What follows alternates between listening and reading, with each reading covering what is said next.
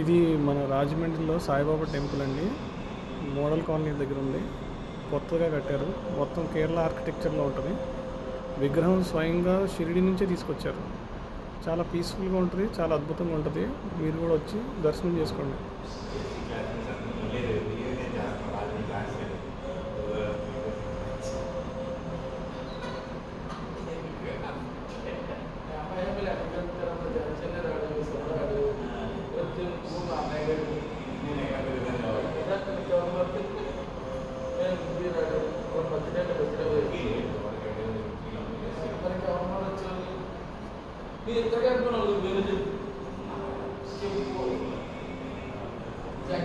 ఇక్కడ మళ్ళీ పక్కన కనకదుర్గాదేవి టెంపుల్ ఉంటుంది పక్క గుడిలో.